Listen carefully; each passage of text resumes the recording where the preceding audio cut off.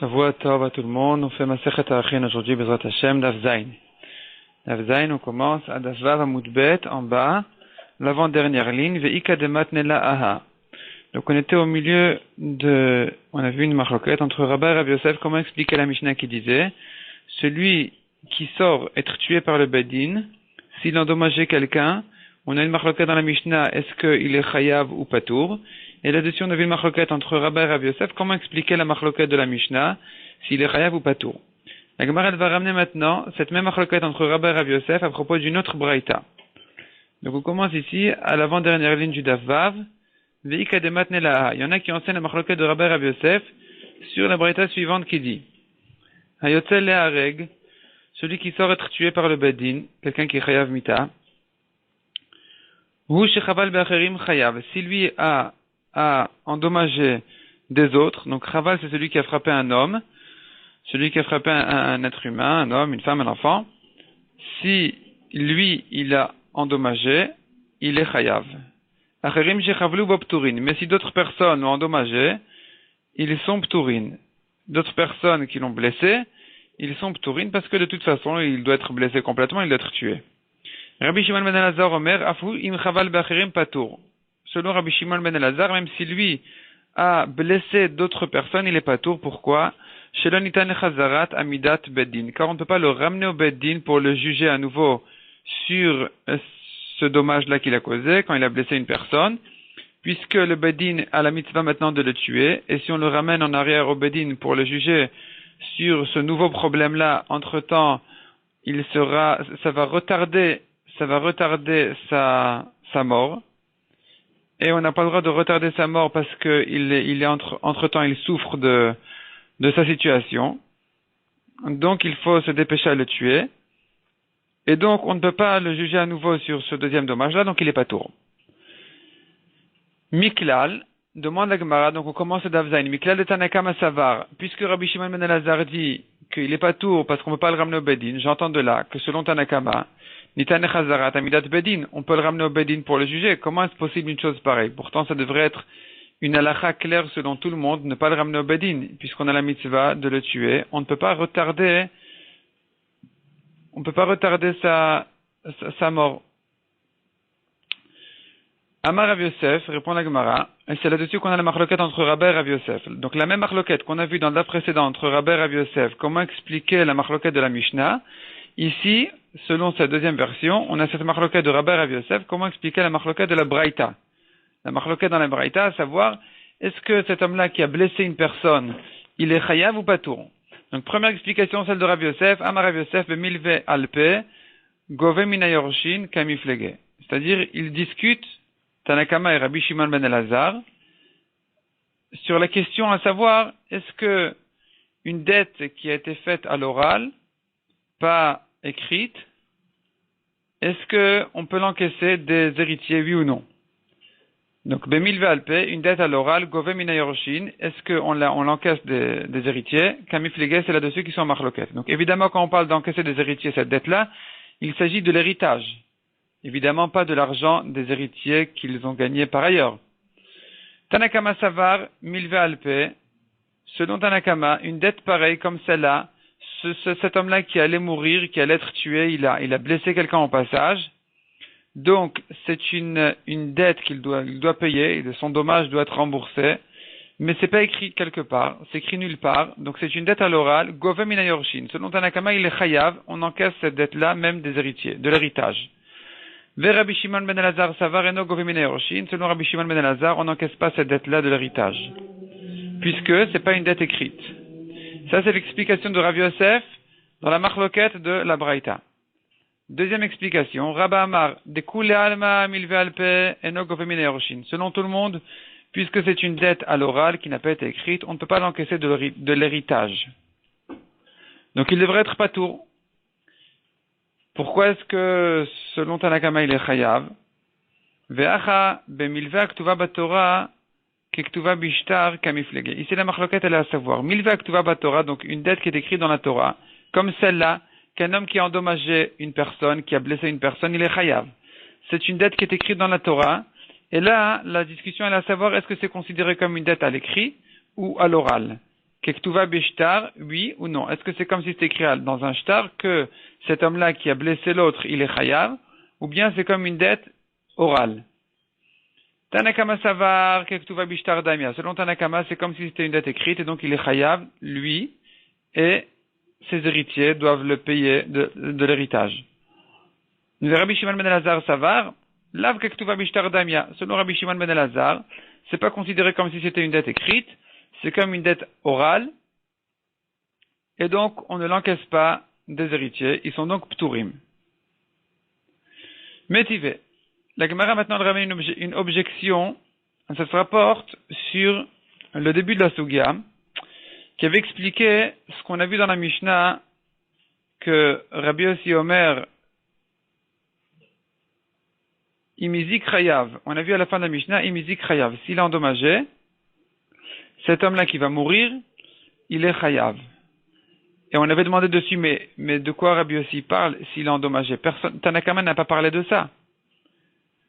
Et donc on avait expliqué que justement, il est sous-entendu de Tanakama que s'il est endommagé, il est pas tour. Selon Rabbi Yossi, il est quand même chayav. Cet homme-là qui va mourir, s'il est endommagé, qui est en chemin, qui est sorti pour être tué, s'il est endommagé, selon Tanakama, il est pas tour. Selon Rabbi Yossi, il est chayav. Et la Gemara maintenant, elle vient objecter cette explication-là. Comment dire que c'est là la machloket, c'est ça la machloket entre Tanakama et Rabbi Yossi? Que selon Tanakama, s'il est endommagé, il est pas tour. Selon Rabbi Yossi, il est chayav. Pourtant, on a une braïta qui dit qu'il est chayav. Donc ça contredit notre Mishnah, puisque tu dis Tanakama, qui est une stam Mishnah, une Mishnah qui n'a pas été écrite au nom de quelqu'un. Donc c'est une Mishnah qui est apparemment la halacha. Elle sous-entend qu'il est patour. Et maintenant on verra dans une braïta qu'il est chayav. Donc on aura une contradiction entre notre Mishnah et la braïta. Que dit la braïta? Métivé. Achofer bor birshut arabim. Celui qui creuse un puits, un trou dans le Reshut Arabim, Venafal alav shor, et un taureau est tombé sur lui, Veharago. Et le taureau a tué la personne qui a creusé ce bord, patour. Le taureau est patour. Si le taureau est resté vivant, alors on ne le tue pas comme un taureau qui a encorné un homme, qui a tué un homme. Il est patour. Velo, non seulement il est patour, et la she'im metashor, mais si le taureau, lui, est mort dans ce bord-là, qui a été creusé par la personne qui a été tuée par ce taureau qui est tombé sur lui en creusant ce bord, yorshei ba'alabor, chayavin leshalem, dmei sholiv alav. Les héritiers de celui qui a creusé le bord, ils doivent rembourser le prix du taureau à son propriétaire. Parce que leur père a causé la mort de ce taureau en creusant ce bord-là, qui a provoqué donc la mort de ce taureau-là quand il est tombé dedans, malgré qu'il a tué le Baal Habor, le bonhomme qu'il a creusé. Donc qu'est-ce qu'on voit ici? On voit ici que quelqu'un qui a endommagé, alors que il est mort, il est endommagé juste avant sa mort, on peut encaisser cette dette-là, ce dommage-là, des héritiers. Et ça contredit notre Mishnah qui dit, ou qui sous-entend selon l'explication qu'on a vue, que selon Rabbi Yossi, c'est vrai qu'il est chayav, mais selon Tanakama, il est patour. Ici, on voit que non, il est chayav. Ses héritiers doivent payer. Répond la Gemara Marabi ila Amarav, Kshamad Bedin. Il s'agit ici que la personne qui a creusé le bord, avant qu'il ne meure, lui-même, on l'a déjà jugé pour avoir provoqué la mort du taureau, qui est tombé dans le bord. Et donc, effectivement, dans le cas où il a déjà été jugé, dans ce cas-là, c'est clair qu'il est chayav. Lui, il est chayav, et même ses héritiers sont chayavim. Tandis que dans le cas où il n'a pas encore été jugé, là, effectivement, c'est pas évident de dire qu'il est chayav. Dans ce cas-là, effectivement, on pourra dire, et la machloket, que selon Tanakama, il est patour, selon Rabbi Yossi, il est chayav. Comme ce qu'on a vu dans la Mishnah. On a sous-entendu de la Mishnah que selon Tanakama, il est patour. Dans notre Mishnah, il s'agit d'un cas où il n'a pas été jugé. Et ici, dans le bord, le taureau qui est tombé, il s'agit d'un cas où il a été jugé.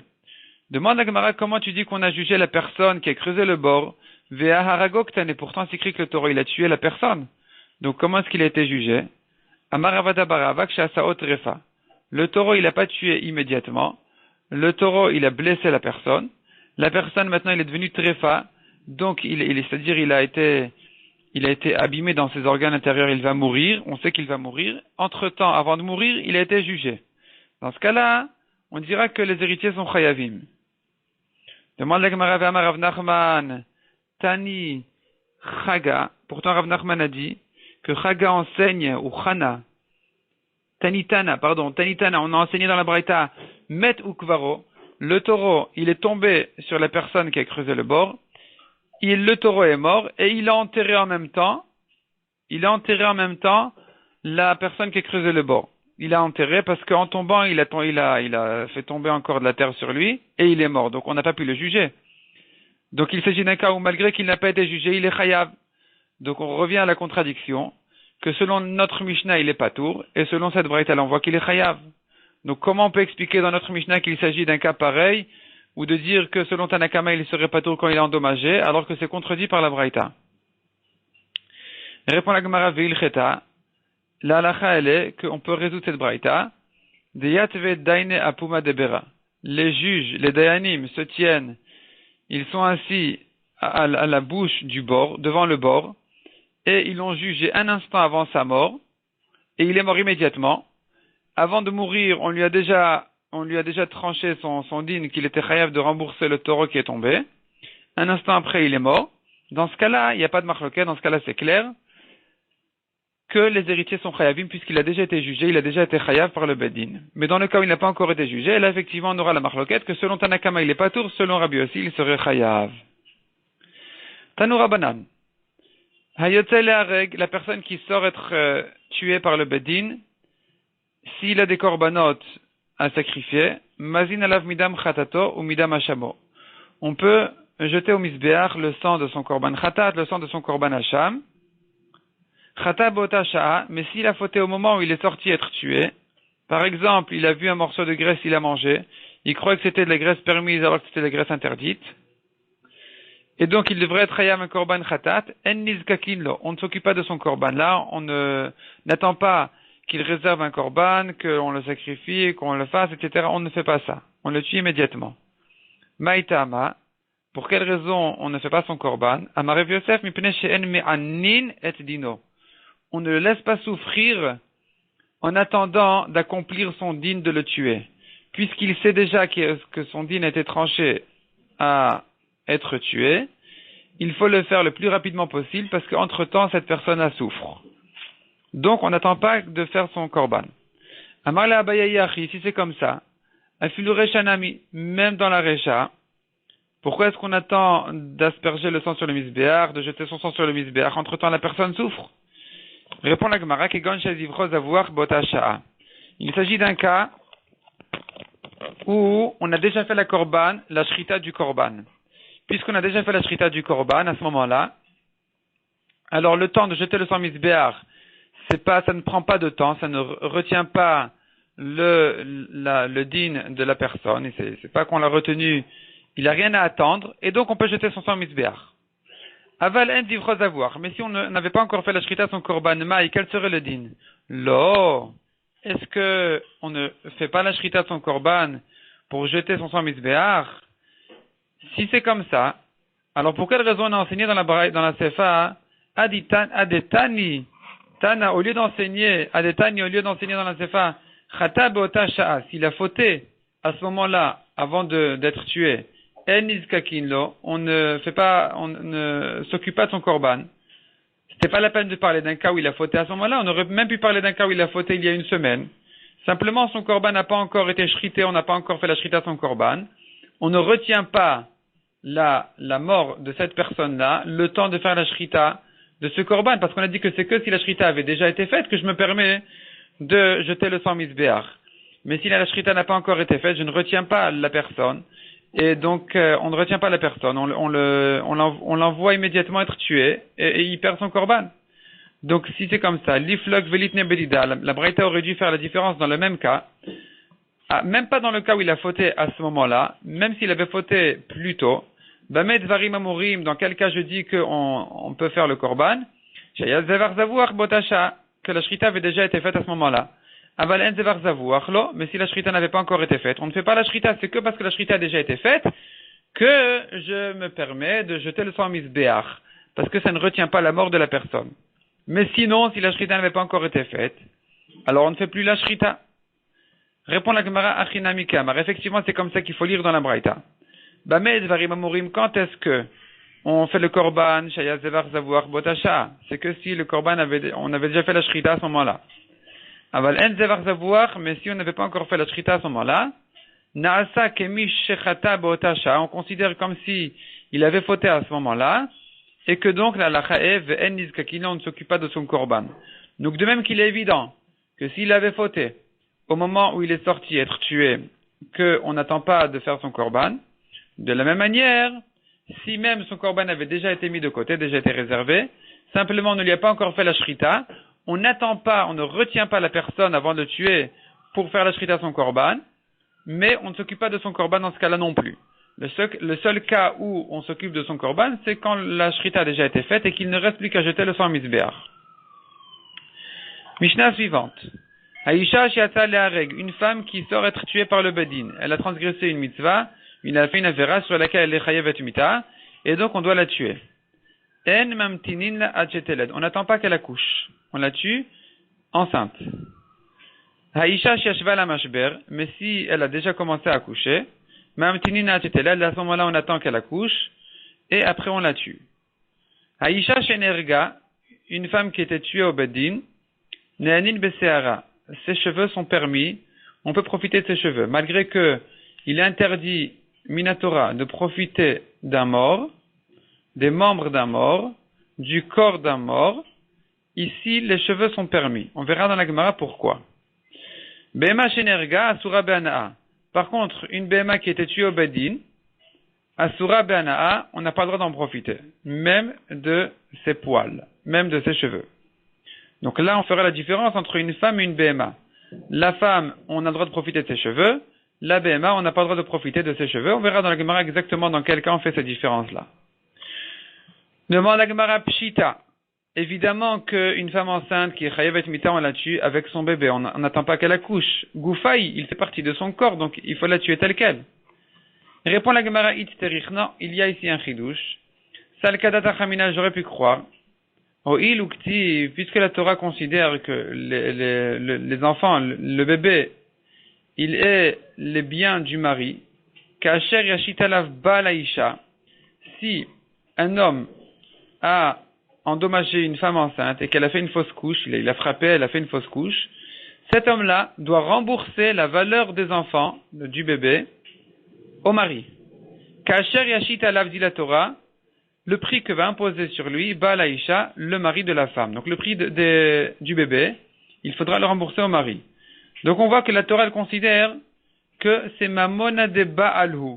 C'est comme le bien du mari. Velolif sedemine. Et donc ici, on n'a pas à le lui perdre en tuant sa femme enceinte. Kamash malan que non. Kamash malan qu'il faut la tuer telle qu'elle. Ve'ema achilami. Demande la Gemara qui dit qu'on fait pas comme ça. Peut-être qu'on devrait, oui, attendre qu'elle accouche, de manière à ce que le mari ne perde pas ses enfants. Répond la Gemara Marabi Ava ou Marabi Yochanan Amarkra, la Torah dit, ou metu gam shnehem, les deux seront tués. Il s'agit d'un homme et une femme qui ont fait une avéra ensemble. Ils doivent être les deux tués. Les rabot, le mot shnehem vient inclure, et avlad, il vient inclure le bébé. Parce que c'est pas la peine d'écrire les deux. Si je sais qu'un homme qui a fait une avéra avec une femme, il est chayav mita, une femme qui a fait une avéra avec un homme, elle est chayavet mita, donc je sais que 1 plus 1 en général, ça fait 2. C'était pas la peine de dire shneem, les deux. Mais on apprend de là donc autre chose, que même si la femme elle est enceinte, il faut la tuer avec son bébé, ça fait 2. Elle et son bébé.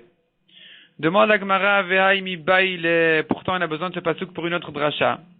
Ad sheyehu shnen shavin, jusqu'à ce que les deux soient égaux, l'homme et la femme qui ont fait la vera ensemble. Si un de deux est katan ou ktana, si l'homme c'était un enfant, et la femme était adulte, ou le contraire, la femme était petite et l'homme était adulte, de même que l'enfant est patour, de la même manière l'autre aussi il est patour. Divrei Rabbi Yoshia, selon Rabbi Yoshia. Donc on a déjà une autre dracha du Moshneem qui viendrait égaliser l'homme et la femme. Et comment est-ce qu'on fait de ce pasuk-là encore? C'est encore une dracha d'inclure le bébé. Et répond la Gemara qui est Amrat Migam. On n'apprend pas du Moshneem, c'est vrai, le Moshneem il vient pour l'autre dracha. pour égaliser l'homme et la femme. Le mot qui servira pour la dracha ici, de la femme enceinte, c'est le mot gam. Le mot gam, il vient inclure le bébé. Yashva la mashber, si par contre la femme a commencé à accoucher, on attend qu'elle termine d'accoucher. Maïtama, quelle est la raison? Kevan de akar, puisque le bébé a commencé à se déplacer de sa place, Goufa Chinaou, il est considéré comme un autre corps, et donc il faut attendre qu'il sorte parce que lui n'est pas Chayav Mita, évidemment. Amar Abuda Amar Shmuel, Haïcha, Ayota Lehareg, une femme enceinte qui est Chayav Mita, qu'il faut la tuer. Avant de la tuer, Maki Nota Keneged Bet Erayon, on la frappe à l'endroit de la grossesse, Kedei Sheamut Avlad Trila, afin que le bébé meure en premier, Kedei Shelotavol Idenivul, de manière à ce que elle n'en arrive pas à une situation désagréable où après sa mort elle accouche. Et donc, pour ne pas l'amener à une telle situation, on tue d'abord le bébé de l'extérieur et ensuite on tue la mère. Demande à Gemara, le Meimra, ça veut dire Dei Kadma ou Metaberesha, que c'est la mère qui meurt avant le petit. Vea Kaimalan, pourtant, on sait que c'est pas comme ça. On sait bien que Devlad Mait Beresha, c'est le petit qui meurt en premier. Detnan, parce qu'on a une Mishnah qui dit Tinok ben yomo nochel ou manchil. Un enfant d'un jour, il hérite et il fait hériter. Il fait passer l'héritage. Quel est le chidouche? Quelle est la nafkamina? Ve'amar Rav Sheshet, nochel ben yirseahem. L'enfant d'un jour, il hérite les biens de sa mère. Lehanchil, leachin minaav. Pour que, s'il meurt tout de suite, il les fera hériter à ses frères de son père. Parce que, si lui n'était pas là, s'il n'y avait pas ce petit-là, les héritiers de la mère sont ses frères. Mais dès qu'elle a un enfant, celui qui l'hérite, c'est son fils. Si son fils meurt, ses frères ne vont plus l'hériter. Puisque le fils a déjà hérité sa mère, ceux qui vont hériter le fils sont ses frères de son père, du côté de son père. Et donc, l'héritage va passer de la famille de la mère à la famille du père, puisqu'il y a ici un enfant qui a fait passer l'héritage de ce côté à l'autre côté. Donc, puisqu'il est là, il fait passer l'héritage. S'il n'était pas là, ça aurait été les frères de la mère qui l'auraient hérité. Et donc, ici, le chidouche, il est de dire que si le bébé est déjà né, alors il a hérité. Un instant après, il est mort. Un instant après sa naissance, il est mort. L'héritage passe à la famille du père. Davka ben yom echad. J'entends de cette Mishnah que c'est que s'il est déjà né, on l'appelle qu'il a un jour. Aval ubar, mais s'il est encore fœtus, il n'est pas encore né. Lo, c'est-à-dire une femme enceinte qui est morte et qui n'avait que ce bébé-là dans son ventre, viennent l'hériter le côté de son mari et de l'autre côté viennent l'hériter ses frères. Ses frères disent c'est à nous d'hériter cette femme-là, elle était très riche, et le côté du mari disent non, c'est à nous de l'hériter. Qu'est-ce qu'on fait? Si l'enfant était déjà né, alors on donne à la famille du mari. Donc aux frères de cet enfant-là qui est né, on les donne à ses frères du côté de son père, parce que c'est l'héritage qui passe de ce côté. S'il n'est pas encore né, on donne aux frères de la mère. Et on ne dit pas qu'il est mort dans le ventre de sa mère après que sa mère soit morte. On ne dit pas comme ça. Si c'était comme ça, que le bébé était mort après sa mère dans son ventre, alors il aurait déjà hérité sa mère, un instant avant sa mort, avant même sa naissance, et l'héritage devrait passer du côté de ses frères, du côté de son père. Mais on ne dit pas comme ça, on dit que c'est l'enfant qui est mort le premier, et la mère ensuite, et donc celui qui hérite la mère sont ses frères, les frères de la mère. Donc on voit de là que aval ou bar, s'il n'est pas encore né, l'héritage ne passe pas du côté de l'autre côté, de la famille du père. Dehu mait beresha, parce que c'est lui qui meurt le premier. Ve'en aben yoresh etimo bakever, le'anchi la'achin mina'av. Et la dit que en aben yoresh etimo bakever, c'est-à-dire si le fils est mort avant sa mère, je ne dis pas que dans la tombe il hérite sa mère pour faire passer l'héritage du côté de ses frères de son père. L'anchil, l'enfant n'hérite pas sa mère dans la tombe, pour faire passer l'héritage à ses frères du côté de son père. On ne dit pas comme ça. Et donc tout dépend du moment de la mort de la mère. Si elle a un enfant vivant à ce moment-là, il l'hérite et l'héritage passe de l'autre côté, du côté du père. Si elle n'a pas d'enfant vivant, même si elle a un enfant mort, l'héritage reste du côté de la mère. Donc ici on voit que celui qui meurt le premier c'est le bébé, c'est pas la mère. Donc comment est-ce qu'on a dit que quand on vient de tuer la mère enceinte, il faut d'abord tuer le bébé en le frappant, et ensuite on tue la mère. Parce qu'on craint de tuer la mère et qu'ensuite elle accouche. On ne devrait pas craindre ce problème. On devrait dire que non, c'est toujours le bébé qui meurt le premier. Comme ce qu'on est en train de dire ici. À propos d'héritage, on a dit que c'est toujours le bébé qui meurt avant la mère, dans son ventre. Répond la Gemara, Hanemile, il y a une grande différence entre si la mère, elle est morte ou si elle était tuée. Hanemile, elle est gabemita. Si elle est morte, naturellement, alors, à ce moment-là, on dit que celui qui meurt le premier, c'est l'enfant. Pourquoi? Aïdi de Vlad, puisque l'enfant, Zutra Chiyute, sa vie est plus petite, elle est plus légère. Aïla tipé de Malachamavet, la goutte du Malachamavet, elle rentre, ou Mechatechlo les Simanim, et elle le tue en premier. Aval Neherga, mais si la mère était tuée, ça ne concerne pas l'enfant a priori. Et donc, hi metaberesha, c'est elle qui meurt la première, et c'est pour ça qu'il faut faire attention d'abord de tuer l'enfant avant de la tuer à elle. Demande la Gemara, veha hava uvda ou parkis, adlat pirkuse.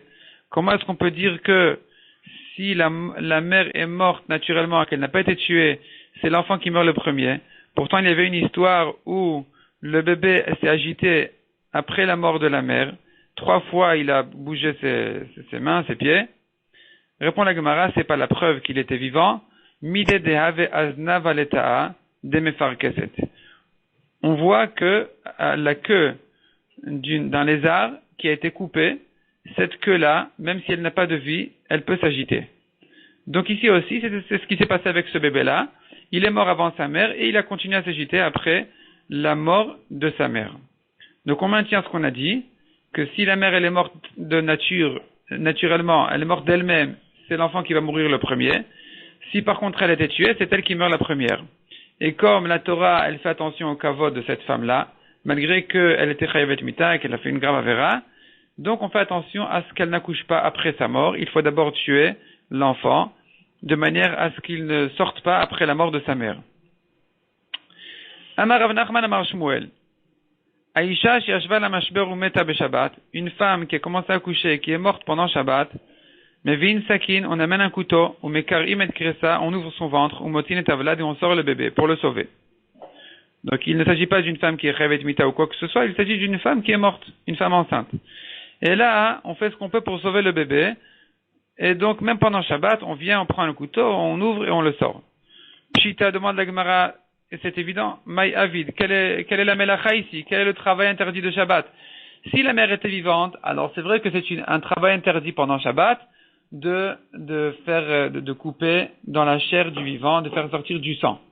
Faire sortir du sang du vivant, c'est interdit pendant Shabbat. C'est une melacha. Mais ici où elle est déjà morte, il n'y a plus de melacha. Mechater et basarou, c'est comme quelqu'un qui coupe dans son assiette de la viande. Il n'y a pas de melacha ici. Donc, quel est le chidouche? Répond la Gemara Amaraba. On a tourné la page à la première ligne de Zayn Amoudbet. L'on nitzrecha, le chidouche, on en a besoin que les avis sakin derech reshut arabim. Pour amener un couteau du reshut arabim. Donc, on amène un couteau du reshut arabim qui est un travail interdit, évidemment. Parce qu'on a porté dans le reshut arabim, dans la rue, à l'extérieur, ce qui est interdit minatora. Et c'est quand même permis ici. Quel est le chidouche que dans le doute de sauver peut-être le bébé, on a le droit de transgresser le Shabbat. Tanina, on connaît déjà cette halakha. D'ailleurs, c'est une Mishnah déjà qui dit Mishnafla lav mapolet. Celui sur qui est tombé mapolet, une maison, une ruine. Ça fait kusham, ça fait kenosham. On a un doute s'il est là-bas ou s'il n'est pas là-bas. Ça fait krai, ça fait kmet. On a un doute s'il est vivant ou s'il est mort. Ça fait knani, ça fait qu'Israël, on ne sait pas si c'est un goy ou un juif. Mais Fakrin el avetagal, on ouvre les ruines, on bouge les pierres jusqu'à ce que on trouve la personne enterrée là-bas pour peut-être le sauver. Peut-être que c'est un juif, peut-être qu'il est vivant, et donc on essaye de faire ce qu'on peut pour le sauver. Donc on voit bien, on sait bien de là-bas, qu'on peut transgresser le Shabbat, même dans le doute de sauver la vie d'un juif. Donc ici aussi, c'est évident qu'on peut amener le couteau du Reshut Arabim pour peut-être sauver le bébé. Répond la Gemara. Maudetema, j'aurais pu croire. Hatamhu de avale chazaka de chiyuta. C'est que là-bas, dans le cas où la ruine est tombée sur la personne, où j'ai le droit de transgresser le Shabbat dans le doute, parce que la personne est dans un statut antérieur de vie. Il est dans une chazaka telle qu'on l'a connue, il était vivant. Donc la dernière étape, on l'a rencontré, il était vivant. On ne sait pas s'il y a eu un changement, donc puisqu'il n'y a pas eu de changement, je considère qu'il est toujours vivant. J'ai le droit de tenir compte du côté qu'il est peut-être toujours vivant. Avalacha, mais ici, de l'avale chazaka de chiyuta meikara, où ce bébé-là, on ne l'a pas connu vivant avant, donc maintenant on va découvrir sa situation. Et malo, j'aurais pu croire que dans ce cas-là, je ne tiens pas compte du côté que peut-être qu'il est quand même vivant. Surtout qu'on a dit qu'en général, c'est le bébé qui meurt avant la mère. Donc peut-être qu'il y a des exceptions, c'est vrai. Mais dire de là à transgresser le Shabbat pour sauver le bébé qui peut-être exceptionnellement est resté vivant après sa mère, j'aurais pu croire que non, c'est interdit de transgresser le Shabbat pour ça. Kamash Malan, que oui, si même il y a 1% qu'il est vivant, on transgresse le Shabbat pour le sauver. On a vu ensuite dans la Mishnah la différence entre les cheveux de quelqu'un qui était tué au Bedin, qui sont permis, et les cheveux d'une BMA qui était tué au Bedin, qui sont interdits. La Gemara maintenant elle va rentrer dans ce sujet-là. Haïcha shenerga vechule. Donc on a vu la femme qui était tuée, ses cheveux sont permis. Ve'amai. Pourquoi ils sont permis?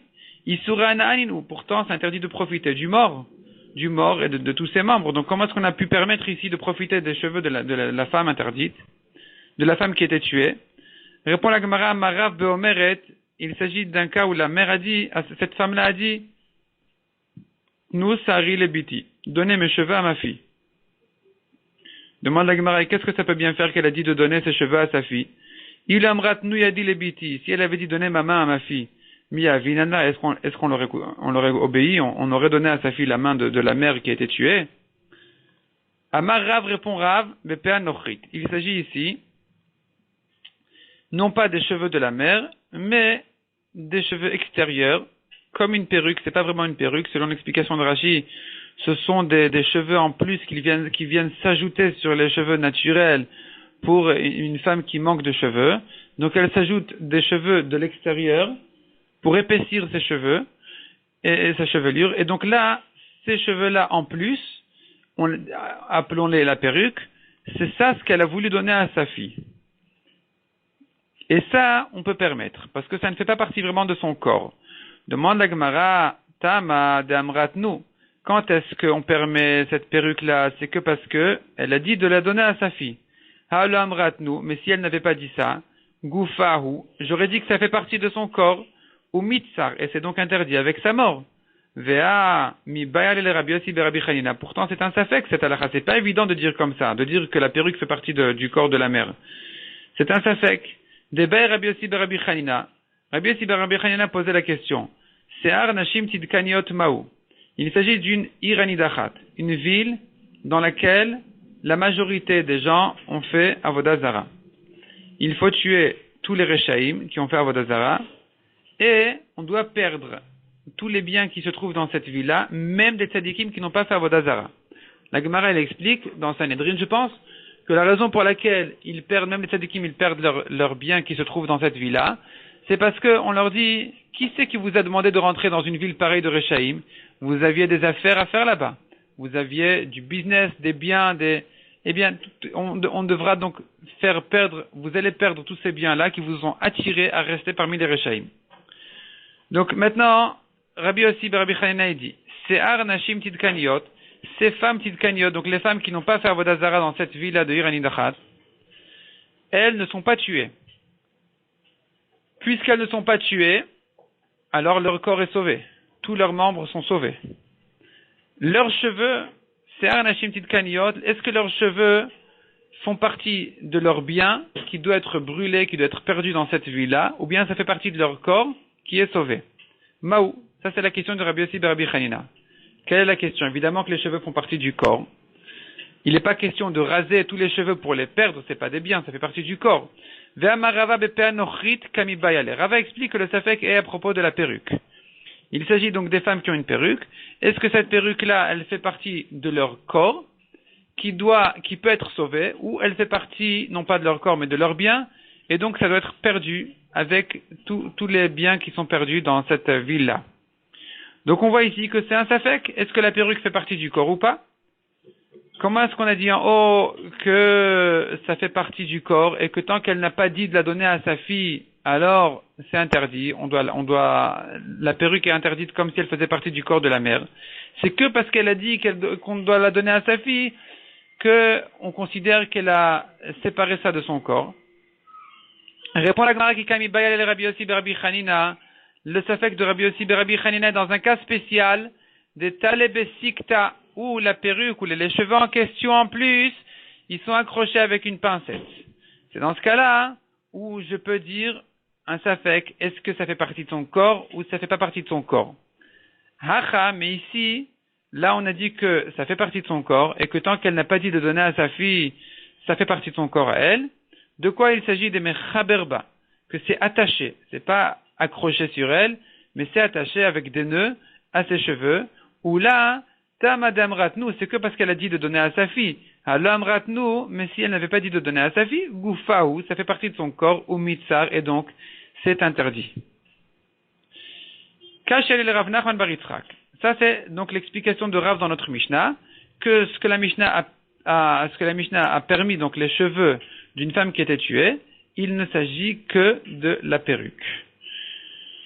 Rav Nachman bar Yitzchak n'est pas d'accord avec cette explication. Veha dumia de behema ktane. Rav Nachman bar Yitzchak demande, Kashi, il a vu une kasha sur ça.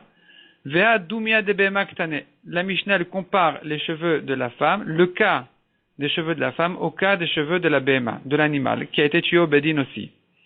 Donc, ma'atam goufé, de même que les cheveux de l'animal, c'est pas une perruque, il s'agit de son corps. Afachanami goufé, ici aussi, quand on parle des cheveux de cette femme-là, il s'agit de ses propres cheveux à elle-même, et pas de la perruque. Et malgré tout, on viendrait permettre ses propres cheveux. Donc, il faudrait comprendre comment ça se fait que les cheveux de la femme sont permis, et que les cheveux de la béma sont interdits. Et là, Rav Nachman répond la Gemara. Effectivement, les cheveux de la femme qui a été tuée sont permis. Pourquoi? Zu mitata o sarta. Qui est-ce qui a provoqué le issour, l'interdiction de profiter de la femme après sa mort? C'est sa mort elle-même. Or, la mort ne concerne pas les cheveux ne sont pas morts. Il n'y a pas de différence dans les cheveux entre de son vivant et après sa mort. Donc, les cheveux ne sont pas inclus dans le issour ana'a, dans le issour de profiter du mort, puisque les cheveux ne sont pas morts. On peut les détacher. Vezu, gmar dina osarta. Tandis que la BMA, ce qu'il interdit, c'est pas sa mort qu'il interdit. La mort de la BMA n'a pas interdit la BMA. Une BMA morte n'est pas interdite. Elle n'est pas interdite d'en profiter. On peut la vendre un goy, on peut faire toutes sortes de choses. Ce qui interdit la BMA, c'est le gmardin. Le fait que le Bedin a tranché que cette BMA-là, elle est chayevet mita, ce taureau-là a encore à tuer un homme, ou ce serpent a tué un homme, et ainsi de suite. Donc, dès que le Bedin a dit qu'il est chayav mita, est inclus dans ce chiyuv mita, un issour ana'a, un issour d'en profiter, de profiter de cette BMA-là. Et donc, puisque c'est comme ça inclut même les cheveux, puisqu'il est déjà interdit de son vivant. Donc, ça inclut toute la BMA, les cheveux inclus. Si c'était la mort qu'il avait interdit, j'aurais dit, qu'est-ce qui est mort? Les cheveux ne sont pas morts, ils ne sont pas interdits. Mais puisque c'est pas la mort qu'il interdit, mais c'est le gmardin, il concerne le taureau tel qu'il est avec ses cheveux, avec ses poils, donc tout est interdit. Donc si par exemple, c'est un mouton qui a provoqué la mort d'un bébé, d'un enfant ou de quelqu'un, il doit être tué au Bedin, toute sa laine est interdite aussi. Tani Levi kevate de Rav, Tani Levi kevate de Rav Nachman bar Yitzchak. Levi a enseigné une braïta comme Rav et une autre braïta comme Rav Nachman bar Yitzchak. Donc comme Rav qui avait dit que ses cheveux sont toujours interdits, ce que la Mishnah permet c'est que sa perruque, dans certains cas comme on a dit, donc dans le cas où elle avait dit de donner sa perruque à sa fille, ainsi de suite, et que la perruque n'a pas été vraiment attachée à ses cheveux, si elle était attachée, il faut qu'elle dise qu'elle le donne à sa fille. Si elle n'est que accrochée sur elle, alors même si elle n'a pas dit de donner à sa fille, c'est dans ce cas-là qu'on permet les cheveux. Mais ses propres cheveux-là sont toujours interdits. Ses propres cheveux de cette femme-là sont toujours interdits selon Rav. Et on a une autre braïta comme Rav Nachman bar Yitzchak qui dit que non, que même les cheveux sont permis. La Gemara ramène les deux braïtot. Tani Levi Kevate de Rav. Première braïta comme Rav, Haïcha Shiota Lehareg, une femme qui est sortie être tuée. De Amratnu Seari Lebiti, elle a dit, donnez mes cheveux à ma fille. Notnin, on donne à sa fille. Donc ses cheveux sont sauvés de ce Issour Ana. Ils sont permis. Meta, tandis que si elle est morte, En Notnin, on ne donne pas à sa fille, Mipnei Shamet Asur Bana, puisque le mort est interdit. Interdit Bana d'en profiter. Pshita, c'est évident que il n'y a pas besoin de s'expliquer. Si elle est morte, ses cheveux sont interdits, ça fait partie d'elle-même. Quel est le chidouche? On n'a pas besoin de s'expliquer en disant, puisque le mort est interdit Bana. Répond la Gemara. Donc on est obligé de comprendre dans cette braïta-là qu'il ne s'agit pas de ses cheveux vraiment, mais de la perruque. Et la shenoye hamet asur be'anaa. Même les noye hamet, ce qui embellit le mort, ses habits, ses bijoux, sont interdits be'anaa. Et donc, la perruque est aussi interdite be'anaa. Donc on voit comme Rav que c'est que si elle a ordonné de donner à sa fille que la perruque a été sauvée, sinon, elle n'a pas été sauvée, la perruque est aussi interdite. Mais une chose est claire, que ses propres cheveux sont interdits. Ça, c'est une braïta. Autre braïta, Tanya Kevate de Rav Nachman bar Yitzchak. Aisha Shemeta Nenin Beseara. Une femme qui est morte, on peut profiter de ses propres cheveux à elle-même. Donc, comme Rav Nachman bar Yitzchak. Par contre, Bema Shenerga, Asura Be'anaa. Une Bema qui était tuée au Bedin, on n'a pas le droit d'en profiter, même de ses cheveux. Uma Efresh Benzeleze, quelle est la différence entre l'un et l'autre? Zumidata Osarta. La femme, ce qu'il a interdite, c'est sa mort, donc ça ne concerne pas les cheveux qui ne sont pas morts. Vezu Gmardina Osarta. Tandis que la Bema, ce qu'il interdit, c'est le Gmardin. Le Gmardin, donc ce que les juges ont tranché, qu'elle est Chayavet Mita, c'est ça ce qu'il a interdit. Et ça concerne toute la Bema telle qu'elle, avec ses cheveux inclus. Adranalach, Akol Marichin. On commence, Bezrat Hashem, le deuxième Perek. En Erachin Pachot Misela. Donc on revient au Arachin, les Erachin ne sont pas moins d'un Sela, minimum un Sela, un shekel. Shekel de la Torah, c'est un Sela dans le langage de la Mishnah. Velo Yeter, et pas plus que Al-Chamishim Sela, que 50 Selaim. Ketzad, Natan Sela Ve'eshir. Donc le Sela en réalité, le shekel en question, c'est pas un prix, une valeur fixe d'un certain âge. Le minimum, c'est 3 shekalim. Une petite fille, sa valeur fixée par la Torah, c'est 3 shekalim. Un petit garçon 5, une petite fille 3. Ici, quand on dit un sela, on veut dire par là, dans le cas où le ma'arich, la personne qui a promis sa valeur, il était pauvre, il n'avait pas les moyens, et donc, il doit donner moins, il peut donner moins du RR qu'il a promis, et il doit donner donc minimum un sela. Ketzad, Nathan Sela Ve'eshir, la Mishnah explique. Dans le cas où il était pauvre, il a déjà donné un sela, ensuite il s'est enrichi, et non noten klum, c'est fini, il a terminé. Puisqu'il a déjà donné le sela, il a terminé, donc il n'a pas besoin de compléter ce qu'il a manqué. Pachot mi sela ve'eshir, mais s'il a donné moins d'un sela quand il était pauvre, et ensuite il s'est enrichi, puisqu'il n'a pas terminé de payer sa promesse, son éder, son vœu, si maintenant il s'est enrichi, eh bien, il doit donner noten chamishim sela, il doit donner tous les 50 selaim. 50 selaim, c'est le prix d'un homme entre 20 et 60 ans. Le prix fixé par la Torah, c'est 50 selaim, et donc, puisqu'il s'est enrichi avant d'avoir terminé cette dette-là, il doit donner tous les 50 selaim. Hayub yadav chamesh selaim, nouveau cas, celui qui avait 5 shkalim dans ses mains. C'est-à-dire, il n'avait que 5 selaim. Combien il donne? Il n'a pas plus que 5, il en a promis 50. Il a promis en fait sa valeur, qui est 50 selaim, et il n'en a que 5. Que faire? Rabbi Meir Omer eno noten ela achat. Selon Rabbi Meir, il ne donne qu'un seul shekel, un seul sela. Vachachamim omrim noten et kulen, il doit donner tous les 5. En ne'erachin pachot mi sela. Velo yeter al chamishim sela. Et la Mishnah conclut en disant, on verra dans la Gemara pourquoi est-ce que la Mishnah a besoin de se répéter. Entre-temps, la Mishnah elle conclut en disant que on ne donne pas de RR moins d'un sela, d'un shekel, et pas plus que 50 selaim. La Gemara explique, d'où on sait qu'on ne donne pas moins d'un sela. Peut-être que s'il est pauvre et qu'il n'a même pas un sela, peut-être qu'il n'a pas besoin de donner même ce sela. Peut-être un demi-sela suffirait. Dirtiv, on l'apprend du pasuk qui dit, Vechol erkecha yebeshek ala kodesh. Donc toutes les valeurs seront données selon la monnaie du shekel du kodesh. Donc a priori, dans le pshat, le pasuk veut dire, de quelle monnaie la Torah parle? De cette monnaie-là. Mais on fait une dracha qui dit, Kol erechin shatam ma'arich, toutes les valeurs que tu évalues, toutes les valeurs que tu dois donner, lo yehu prutin mi shekel, ne peuvent pas être moins d'un shekel. C'est ce que la Torah dit. V'chol erkecha, tous les erechim que tu donnes, sera minimum beshekel hakodesh, un shekel, pas moins d'un shekel. Donc même le pauvre ne peut pas donner moins d'un shekel. Velo yater al chamishim slaim, et pas non plus que 50 slaim, dirtiv chamishim, parce que la Torah dit clairement, un homme de 20 à 60 ans, il donne chamishim, il donne 50 slaim. Ayub yadav chamisha vechule, on a vu dans la Mishnah, s'il n'avait que 5 slaim, on a une marloquette à savoir, est-ce que le pauvre, il donne toujours un sela, c'est ou 50, c'est-à-dire ou il donne tout le RR tel quel, ou il passe directement au plus petit RR qui est un shekel,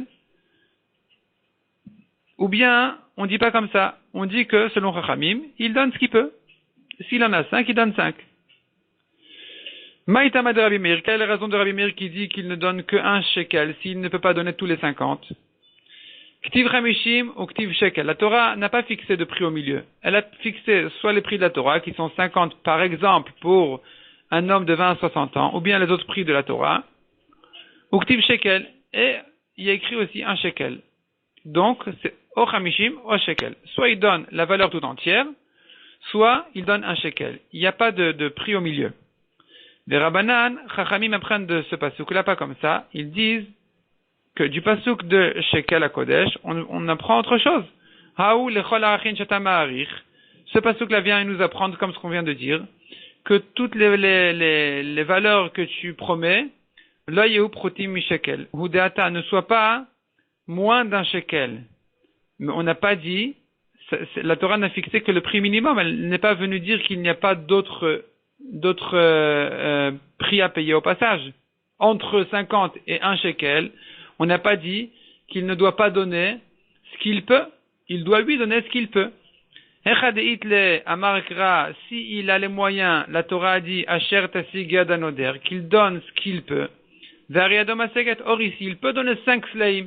Donc il n'a qu'à donner 5 slaim. Il peut donner, s'il a 5, il donne 5, s'il a 8, il donne 8, et ainsi de suite.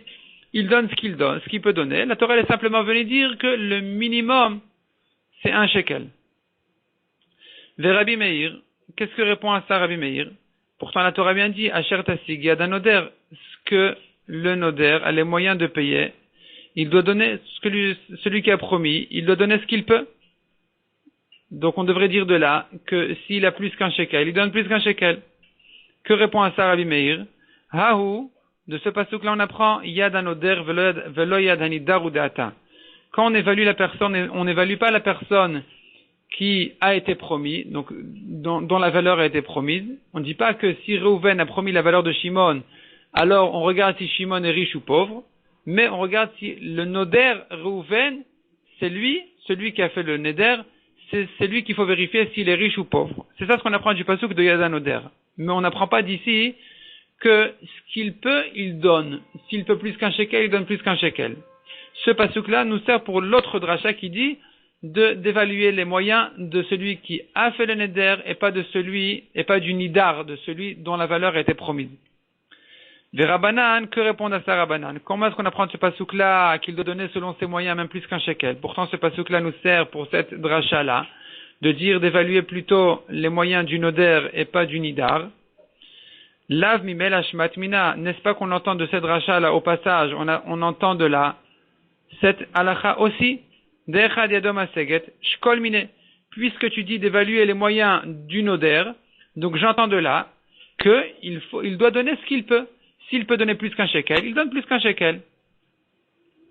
Donc effectivement, on apprendra selon le Chachamim deux drachas du même pasuk. Premièrement, d'évaluer plutôt les moyens du noder et pas du nidar, donc de celui qui a promis et pas de celui qui a été promis. Deuxièmement, j'entends de là en même temps que s'il a plus qu'un shekel, il faut donner plus qu'un shekel. Donc on maintient la marloquette, à savoir, est-ce qu'on donne plus qu'un shekel ou pas? Celui qui n'a que 5 slaïm, selon Rabbi Meir, il ne donne qu'un seul sela. Selon Chachamim, il donne tous les 5 slaïm. Et on va laisser la suite pour le daf suivant, Bezrat Hashem.